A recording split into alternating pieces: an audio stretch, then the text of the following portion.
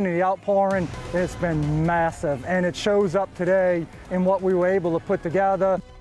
Tonight at 9, a community is healing after a double murder last month in Arkansas. How the city is coming together to help the family of the victims. And the latest news on Trump, a national poll was done asking what people think of the deployment of the National Guard in U.S. cities. We have those poll results. Ozarks First News at 9 starts now. This is Ozarks First News at 9. Welcome to your news at 9. One person has died this evening following a deadly crash that happened around West Bypass and West Grand Street, stopping all 4 lanes of traffic from Chestnut Expressway to Sunshine Street. It happened after a vehicle turned at the intersection in front of a motorcycle, causing them to collide. This is an ongoing story, and you can find updates on our website, ozarksfirst.com, and our news app. 3 people in Laclede County are injured after a crash on westbound I-44 today. The crash happened after a 23-year-old man hit the back of a 57-year-old woman's SUV. Highway Patrol says this caused her to hit 2 people on another motorcycle. Their motorcycle then went on to hit the man's motorcycle who caused the crash. He was airlifted to Mercy Hospital in Springfield, while the 2 on the other motorcycle were taken in an ambulance. A man was injured in a dirt bike crash today in Christian County. Highway Patrol reports that a 21-year-old man from Jackson County was seriously injured after he went off the right side of the road, hitting a flood barrier, then being thrown into a tree. He was taken to the hospital for his injuries, and police say he was wearing a helmet. Turning now to our weather coverage, meteorologist Matt Hefner is here with us tonight. And Matt, summer is still hanging on. Yeah, and we're really going to feel that, I think, once we get on the back half this work week. Not too bad for today. Temperatures are right around that 80-degree mark, but I think we're going to get back into the 90s. That's the heat wave that's going to be waiting for us, not for the start, but for the finish of this week. And I think throughout this week, rain chances are looking slim to none. It's going to be very, very hard to get anything out of any clouds. If we do see any clouds at all, we managed to see some clouds kind of roll in very high once we got into this evening hour. Temperatures right now 68 degrees, and tonight we're going to see these lows decrease to those lower 50s. Last night we got to 52. I think that's a pretty good benchmark for where we can try to get to start things off on Monday. So a chilly start if you're getting on the bus in the morning hour. May need a jacket. You won't need it for that afternoon, as we're going to have temperatures get back into those lower 80s. It's once we get later into this week that heat wave is going to ramp back up. It is going to feel like summertime once again, but here's temperatures for tomorrow. Still keeping that fall feel around. Temperatures into the low 80s for most locations. Not too bad, not too concerned about rainfall, but summer is around the corner. I'm going to break down that forecast later on, Carissa. All right, Matt, we'll see you soon. Thank you. Prairie Grove and nearby community members gathered today to honor Clinton and Kristen Brink, victims of last month's Devil's Den murders. The event helped raise funds for the Brink Memorial Fund, set up to go directly to the family. And it shows up today in what we were able to put together, what we're able to do between the Bean Brothers, the Pie Lady, Washington County Sheriff's Office, Tyson, and some of the other big donors.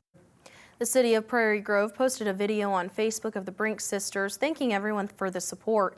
The mayor tonight said the event raised over $47,000. Friends and family of the 11-year-old boy killed in Houston, Texas last week for playing a prank on a neighbor gathered today to mourn his life. Julian Guzman was killed after ding-dong ditching a neighbor's house. Police say the suspect was waiting outside and shot Guzman in the back after running away. Law enforcement leading a procession as loved ones prepared to lay Guzman to rest. Lowriders, which Guzman was a fan of, was part of the procession too. It's just so tragic. There's no words for it. To have that, like, a life to be taken away that young. It's very sad. You know, no one should lose their life over that. Cameras were not allowed inside the funeral home, but an online obituary described the joy he brought into every room he entered. Police from Tacoma, Washington say they averted a possible school shooting after a tip from the public. A 13-year-old boy is in police custody just 12 hours after the tip was made, and police raided the home early Saturday morning. I just woke up to like a big bang. It sounded like they busted the door or something. All these guns they were bringing out was crazy. Like stuff I've never even seen before. Investigators reported finding a large number of guns, both locked up and in places the teen had access to. Deputies say they also found loaded magazines marked with, quote, school shooter messaging and clothing. At this time, the parents are not at fault, but deputies say they still have a lot of interviews to do with family, which is expected to take some time. The new congressional map for Missouri was passed out of committee yesterday, redrawing the 5th congressional district. The district is currently held by Democrat Congressman Emanuel Cleaver. The redrawing would give Republican challengers a better shot at flipping the seat. Missouri Democrats have called Governor Kehoe's Missouri First map a, quote, blatant attempt to gerrymander the state. The final vote is on Tuesday, and we'll have an update on that right here on Ozarks First, on air and online. Tomorrow, cuts to SNAP benefits going into effect following President Trump's new tax law. The Congressional Budget Office estimates that 2.4 million people will lose benefits thanks to the new requirements that force every able-bodied adult under the age of 55 to work 20 hours a week. The president traveled to New York on Sunday to attend the U.S. Open. His visit comes as he continues to come under scrutiny after his vows to send federal troops into cities, including Chicago.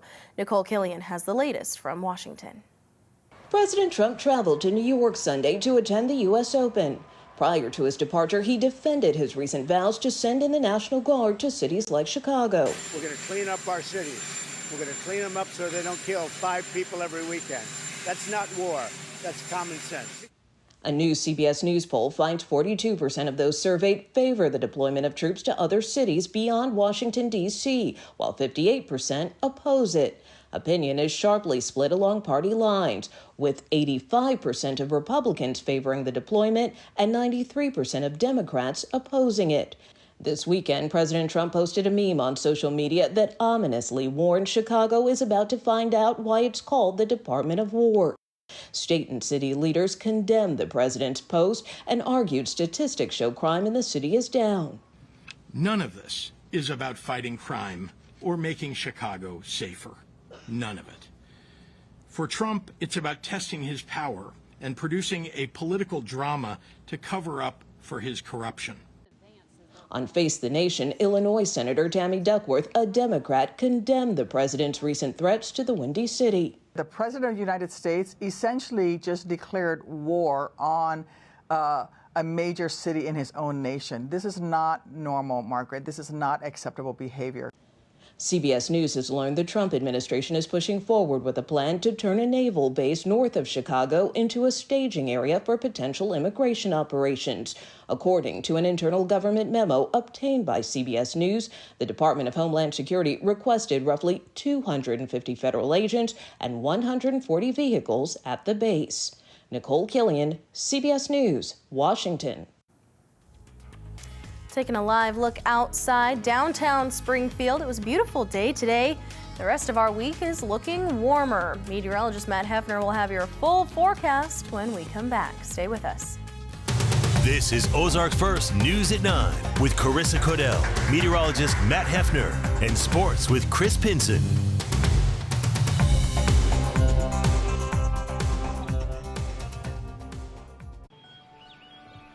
Be right there. Wait. Use the shovel and bucket of water, remember?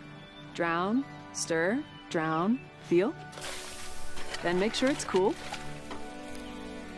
Where'd you learn that? SmokeyBear.com. Brushed up on some tips before we left. Don't want to start a wildfire, right? Only you can prevent wildfires. Americans rely on The Hill for politics and policy news more than any other digital politics publication. The Hill. Trusted, credible, nonpartisan. Visit thehill.com today. My opponent is completely disregarding almost half of my arguments which I respond to. Communities must step up Laws and alone protest cannot against this stop normalization. bullying. Well, I completely disagree. Point of inquiry, do you guys even realize that the #1 killer of children and teens are gun injuries? You're probably starting to realize now, this is not a debate.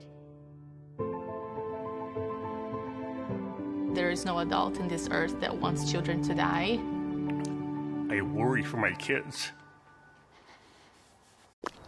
Love the hustle, Cliff. Who are you? Your lungs. We're quite proud of you. Even though you quit smoking years ago, you may be at risk for lung cancer. Okay. Well, with the routine screening, you can detect it early when it's more curable. Sounds good, guys. Can I get a little space here? Biologically, no. Okay. Listen to your lungs. Get a routine screening that could save your life. Talk to your doctor and learn more at savedbythescan.org. Whether it's our stories, the warmth of our laugh, or our family's secret sauce, we all bring something different to the table. So make some space. The power of connection is waiting right outside your comfort zone. Learn how you can help strengthen your community at belongingbeginswithus.org/teamup. Best Reviews is an unbiased team that researches products in real-world situations to give reliable recommendations on just about everything. Call that a plasma sword? For the best reviews, go to bestreviews.com. Seriously, before you buy anything, ever.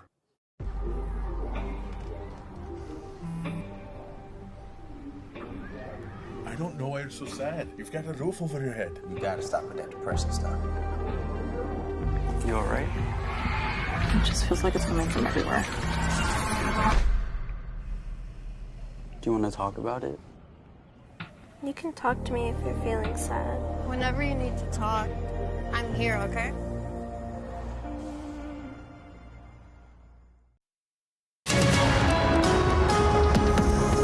Quiet and calm. That's across the Ozarks. You can also see that at Beaver Lake. You can also see some bugs that are flying around. This is one of the 2 new cameras that we got off. I showed the other new one at Table Rock yesterday. Excited to show this. It's not as pretty at nighttime, but once it's during the day and you can see people going up and down on the boat and just the pretty trees, it's going to look incredible once we get into fall and those leaves start to change colors, but not officially at fall yet. I know we've been spoiled over the last couple weeks. We've had some cooler temperatures. We've had a quieter pattern.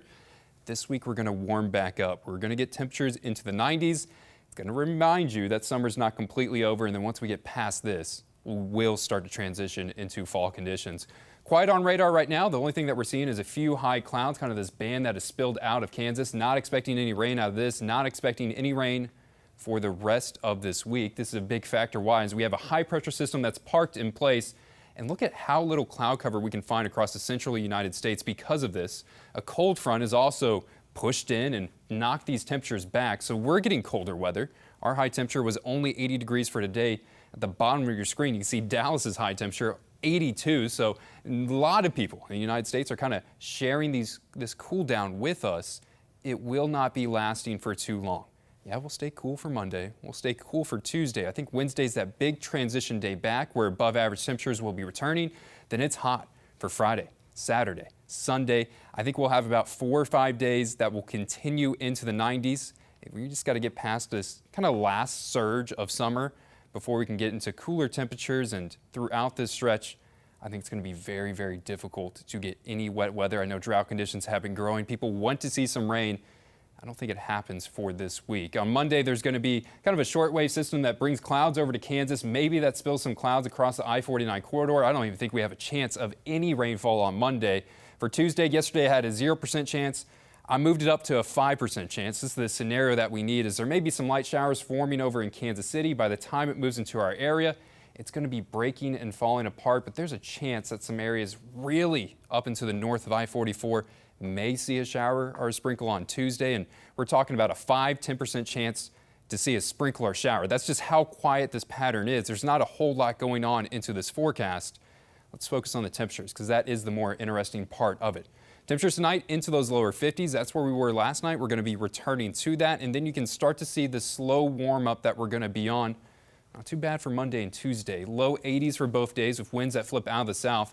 It's once we get into Wednesday that you start to feel that summertime heat that's going to be building with no opportunity of wet weather for this week. Here's the forecasted highs. You can really start to see it build once we get into Wednesday, Thursday, Friday, Saturday, Sunday. I think we finish this week off and start next week with some of that summertime heat. So once we get into the full 7-day forecast, this is how it pans out. I want to stress we're going to be staying dry. with temperatures that will start to warm back up. And the heat comes in on Wednesday, sticks around. I think we're only going to peak out, and I say only, into those lower to mid 90s. To get a record, we'll have to get 96, 97 degrees. I don't think that's going to happen throughout this stretch, but we'll definitely be flirting with that with those temperatures getting toasty for the rest of this week. We got to power through, Chris. I know a lot of people were ready for this transition to fall. Put a pause on it for the next couple days. I love how you said we have to power through, as if Stay that's, strong. you know, not a great looking 7-day forecast to me. I love that. Yeah, that's you're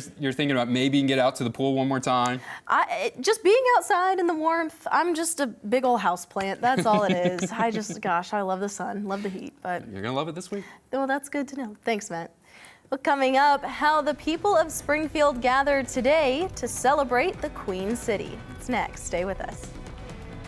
Coming up Monday after daybreak on Unscripted, we'll give you more details on the Huntington's Disease Society's upcoming Team Hope Walk on September 13th. And if you're looking for locally built outdoor furniture that's perfect for your fire pits this fall, we're going to show you a huge and colorful selection at 54 buildings and more in Hermitage. See you Monday morning after daybreak. Ooh, pretty colors. Best Reviews is an unbiased team that researches products in real-world situations to give reliable recommendations on just about everything. For the best reviews, go to bestreviews.com. Seriously, before you buy anything, ever.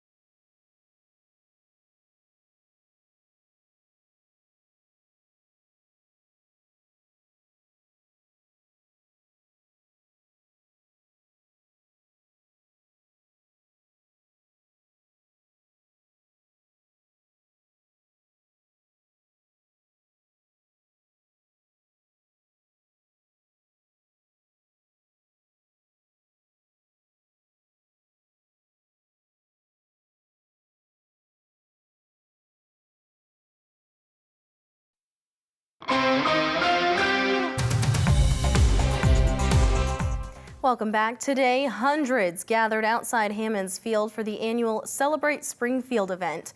Ozarks First Parker Paget spoke to festival goers and explains its impact on those who live in the Queen City. Organizers of the Celebrate Springfield Festival tell me it seems to get larger and larger each year, this time being outside Hammond's Field with a record number of booths.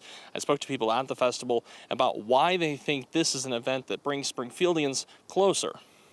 I love Springfield, and I really want to help to showcase all that there is to love about Springfield. Celebrate Springfield founder Erin D'Anastasio says that love started her group and has ran with it. Our effort is to help really just the entire community understand that there are so many opportunities at their fingertips and reasons to be able to get out and just enjoy Springfield to the fullest. Today in front of Hammond's Field, hundreds taking in new sights and sounds of the Queen City, learning more about their hometown each minute. We have over 25 vendors here this year, ranging from organizations really all throughout Springfield, which is really exciting. That's our largest number yet to date. The crowd is really enjoying the live music and the energy. And then we have 4 different food trucks here as well today. One of the groups present is the Neighborhood Advisory Council. In the city of Springfield, for example, we've had people look at our map and they were quite interested to see, okay, this is the layout of Springfield. Here's where I live, here's the other neighborhoods around me. So I think it gives a bit of an eye-opening to some of the different things that we have here in the city.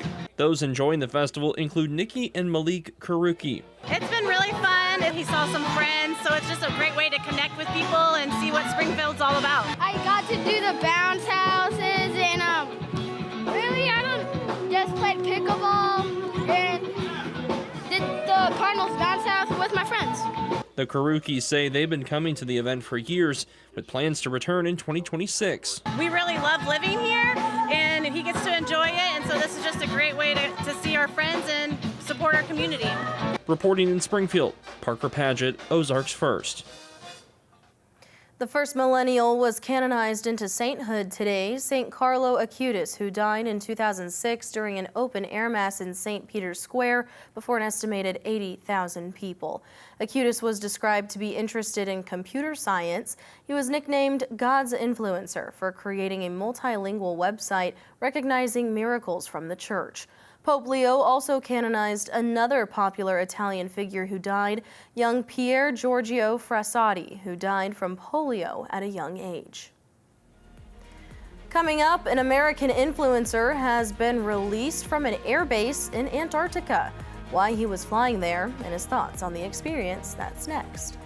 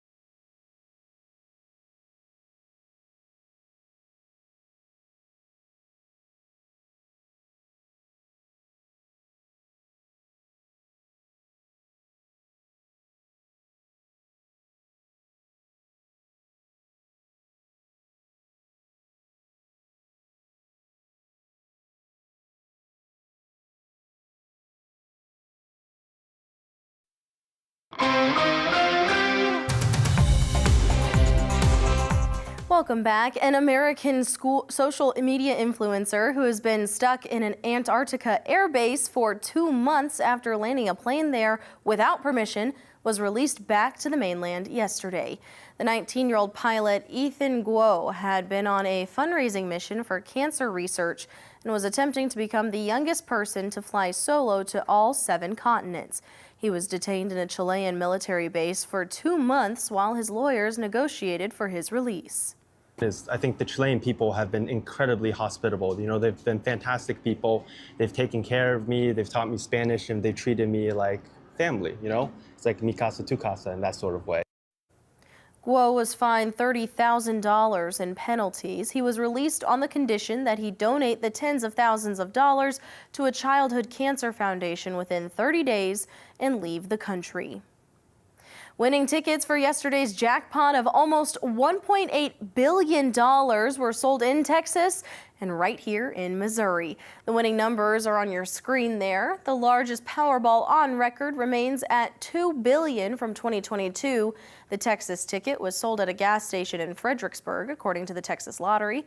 Neither of the winners have been identified. We'll be right back. Stay with us.